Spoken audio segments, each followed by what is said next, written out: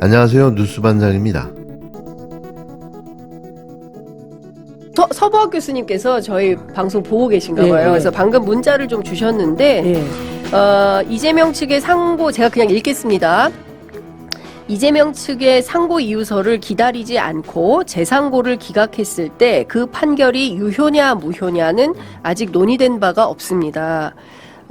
두 분 패널 의견이 너무 낙관적입니다. 결국 대법원이 절차를 무시하고 판결을 하면 그 판결은 유효한 것입니다. 고등법원에서 유죄 판결 선고되면 대법원은 재상고 되자마자 하루 이틀 안에 상고 기각할 겁니다. 절대로 20일을 기다리지 않을 것입니다.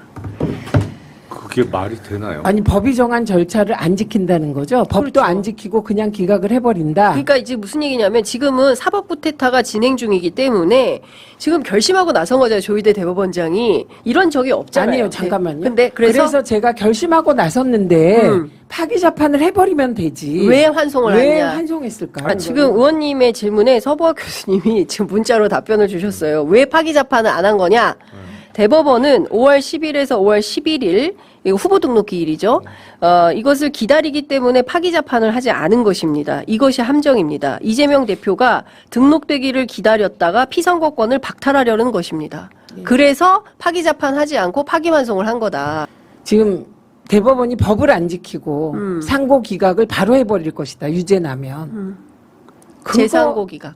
그러니까 재상고 기각을 네. 해버릴 것이다. 그 부분은 저희는 고려하지 못했습니다. 지금 교수님이 주장하는 거 그거거든요. 대법이 법을 안 지키고 이건 형사 재판이에요. 그렇죠. 그래서 이게 피고인의 그 방어권을 최대한 보장해야 되는데 이건 법도 어기면서 죽이겠다고 나오는 그 부분은 예, 솔직히 저희가 머릿속에 상정을 못했는데 다시 검토하겠습니다. 그러나 저는 그 만약에 이렇게 재빨리 하고 오늘 7부에 배당하고 7부가 5월 8일 날 1차 심리를 개시하면 바로 탄핵해야 된다고 생각합니다. 현재 대법원의 행보는 단순한 법적 논란을 넘어서 대한민국의 민주주의와 법치주의 자체를 위협하는 중대한 사안인데요. 대법원은 이재명 후보의 상고 이유서를 기다리지 않고 급하게 재상고를 기각하려는 움직임을 보이고 있습니다. 법적으로 상고 이유서 제출 기한은 중요한 절차인데요. 이 기한을 무시하고 결정을 내리겠다고 나선 대법원의 태도는 법과 절차를 존중해야 한다는 기본 원칙을 완전히 무시하는 겁니다. 피고인의 방어권을 보장해야 하는 법적 의무를 저버리고 그 어떤 법적 절차도 지킬 의지가 없어 보이는데요. 더 심각한 문제는 대법원이 이 시점을 겨냥해 정치적 목적을 달성하려고 한다는 점입니다. 대법원이 5월 10일부터 11일 사이 이재명 후보의 대선 후보 등록 기일을 겨냥해 상고를 기각하고 피선거권을 박탈하려는 의도가 분명히 읽히는데요.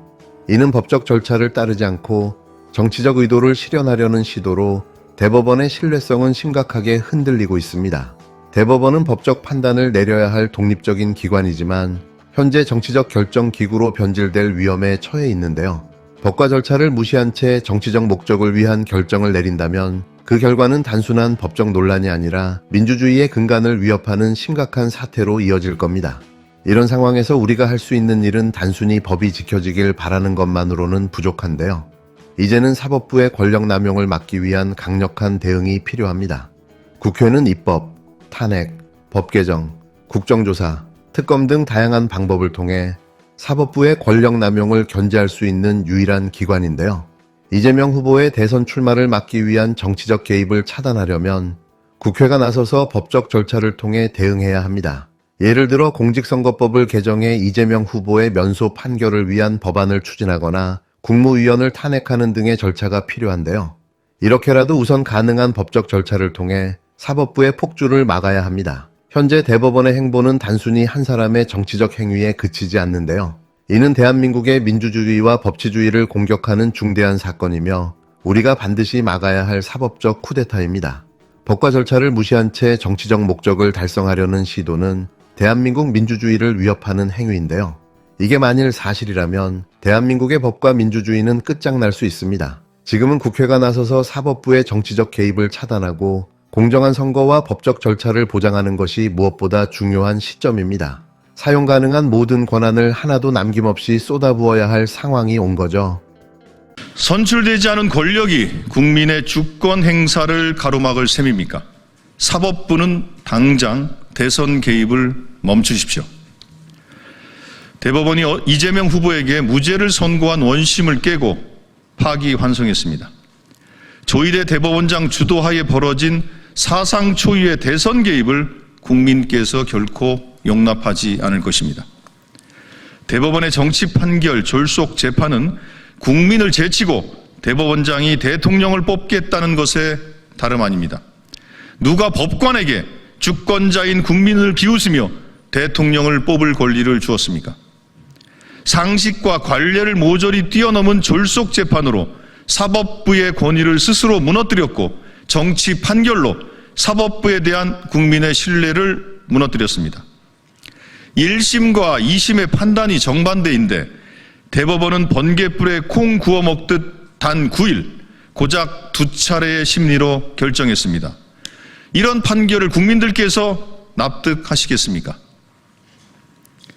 대선이 한 달밖에 남지 않았습니다. 대통령을 뽑을 권리는 오직 주권자인 국민께 있습니다. 그런데 대법원이 난입해서 주권자의 선택을 가로막겠다니 어처구니 없습니다. 위헌 위법한 비상계엄에는 침묵하고 해괴한 논리로 내란 수계를 풀어주던 사법부가 이제는 더 노골적으로 한덕수의 가면을 쓴 윤석열을 뽑으라고 국민들을 윽박지르고 있는 셈입니다. 사법부에 경고합니다. 사법부는 당장 대통령 선거에서 손을 떼십시오. 멈추지 않고 또다시 선거 개입을 시도한다면 국민께서 결코 좌시하지 않을 것입니다. 대한민국의 주권자는 국민입니다.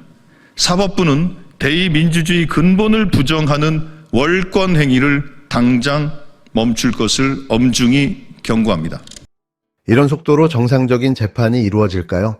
마치 최종 목표를 향해 질주하는 단거리 육상 선수를 보고 있는 것 같은데요. 목표는 6월 3일 전 최종 판결입니다. 법원이 쉴 틈도 없이 미친 듯이 밀어붙이고 있는데요.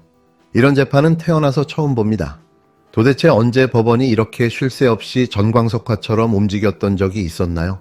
어이가 없을 지경인데요. 윤석열 사건에서는 느릿느릿 할 수 있는 모든 절차와 과정을 다 지켜가며 시간을 끌더니 이재명 후보 사건에서는 하루라도 빨리 끝내려고 거의 발악 수준의 속도전을 벌이고 있는 겁니다.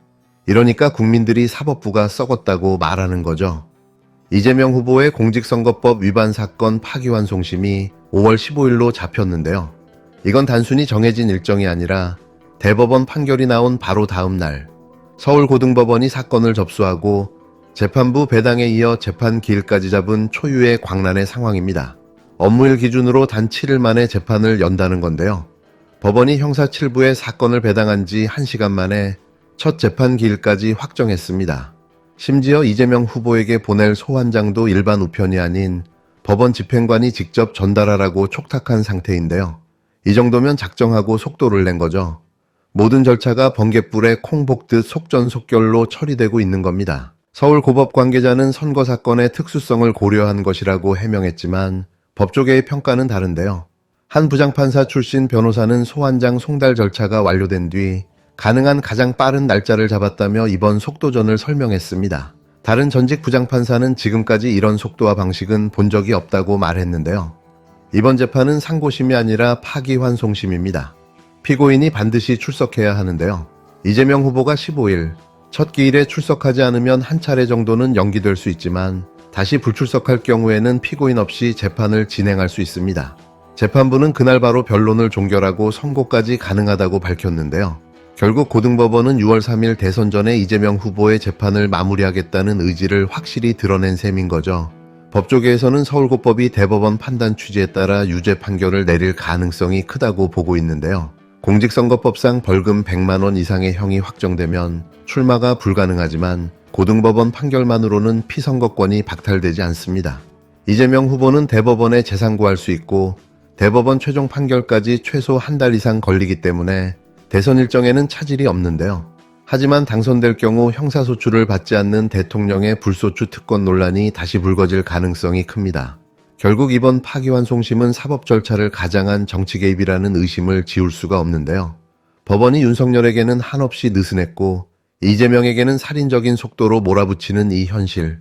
국민 눈에는 이미 다 보이고 있습니다. 국힘당은 사법부 뒤에 숨어서 정치 공작을 벌이고 있고 법원은 그 공작의 도구가 되어 칼을 휘두르고 있는데요. 정의와 공정은 사라지고 또다시 정권을 노리는 내란 세력의 입맛에 맞춘 사법농단이 판을 치고 있는 거죠. 이게 바로 대한민국 사법 시스템이 무너졌다는 증거입니다. 9일 만에 이렇게 판결나고 선고된 사례 있습니까? 없습니까? 전원합의체로 회부해서 9일 만에 이렇게 판결된 사례 있습니까? 없습니까? 있어요? 없어요? 답 주세요. 처음입니까? 예, 뭐 제가 알기로는 이렇게 빨리 9일 만에 된 것은 찾아보기 어려운 것 같습니다. 처음입니다, 국민 여러분. 그것도 4월 20일 전원합의체 대법원장이 끼어들어서 조의대는 누굽니까? 윤석열의 친구 아닙니까? 윤석열의 친구 조의대 대법원장으로 임명받는 그 전후 과정 속에서 이재명 사건이 올라오면 대법원에서 선거 전에 확실하게 정리하겠다라고 하는 제보를 받았어요. 조의대 대법원장 이거 사실 아니면 이야기하세요. 우리는 제보를 받았는데 그게 사실이 아니면 이야기하세요. 대통령 선거 전에 대법원으로 이재명 사건이 올라오면 꼭 먼저 처리하겠다라고 이야기했다 윤석열에게 라고 하는 제보를 받았는데 이게 사실인지 아닌지 몰라요. 그런데 그런 제보가 있었어요. 그러더니 진짜 이렇게 된 거예요. 이거 질의합니다. 그리고 4월 27일 날 이재명은 89.77%로 대선 후보가 확정됩니다. 그런데 4월 29일 날 조의대 대법원장이 5월 1일 날 선고할 거예요 라고 이틀 뒤에 선고를 지정해요. 이런 일도 대법원 역사상 있었습니까? 없었습니까? 차장님, 대법원 역사상 한 번도 없는 일이에요. 그리고 4월 30일에 한덕수가 대선 출마를 예고합니다. 권한대행이 정치 중립 위반입니다. 그리고 5월 1일 3시에 우리는 무죄 상고 기각하는 줄 알았어요. 그런데 2심 판결을 깨고 고법으로 파기환송합니다. 그리고 4시에 한덕수가 출마를 이야기합니다. 3시에 파기환송하고 4시에 출마를 해요. 이거 짜고 치는 고스톱 아닙니까? 이게 짜고 치는 공작 아닙니까? 어떻게 대한민국의 대법원이 어떻게 자기 위상을 잡아왔는데 윤석열의 친구 조의대 이럴 수가 있습니까? 그 다음 대법원장, 대법관들 전부 다 사진 올려봐 주세요. 자, 제가 행정처 차장에게 묻습니다. 이 사건 기록이 몇 페이지입니까? 아까 말씀드린 것처럼 공판 기록은 25,000페이지 정도 되고요. 수사 기록은 좀 더 확인해 봐야 될 것 같습니다. 6만 페이지가 됩니다. 그러면 이런 것을 파기환송하려면 고법에서 조목조목 무죄 났어요. 그걸 파기환송하려면 이 6만 페이지는 읽어야 되는 거 아닙니까? 대법관들 저희가 요구했어요. 6만 페이지 다 읽었냐고. 읽었습니까? 대법관들 이 며칠 만에 6만 페이지 다 읽었습니까? 이거 사실심하려면 6만 페이지는 읽어야 되는 거 아닙니까? 안 읽고 그리고 25,000페이지는 그럼 읽었답니까? 공판기록 25,000페이지는 대법관들이 다 읽었답니까? 이렇게 2심 판결을 뒤집어 엎으려면 그리고 유력한 대선 후보를 이렇게 흔들어대려면 25,000페이지는 다 읽었답니까? 서울고법이 보여준 이번 속도전은 정말 이례적인데요. 사건 접수부터 첫 기일 지정까지 단 7일 만에 모든 절차가 완료된 겁니다. 일반적으로 이런 사건들은 여러 절차를 거치며 시간이 걸리기 마련인데요. 이번 사건은 이례적으로 신속하게 진행된 것으로 주목을 받고 있습니다. 이런 속도전의 이유는 여러 가지가 있을 수 있는데요. 하지만 여기서 중요한 점은 법원이 이재명 후보 사건에 대해서만 전례 없이 빠른 속도로 재판을 진행하고 있다는 점입니다. 윤석열 사건에서는 거의 시간이 멈춘 듯한 속도로 진행되었던 것을 떠올려보면 그 대조가 더욱 두드러지는데요. 윤석열 사건에서는 형사 절차가 차근차근 진행되며 재판도 길어졌고 한 번의 재판이 끝나면 또 다른 절차가 뒤따르며 시간을 질질 끄는 상황인 거죠. 그런데 이재명 후보 사건에서는 하루라도 빨리 끝내기 위한 듯한 전방위적인 속도전이 벌어지고 있는데요. 이 차이는 대체 무엇 때문일까요? 이런 속도전은 법원이 정치에 개입하고 있다는 명백한 증거인데요.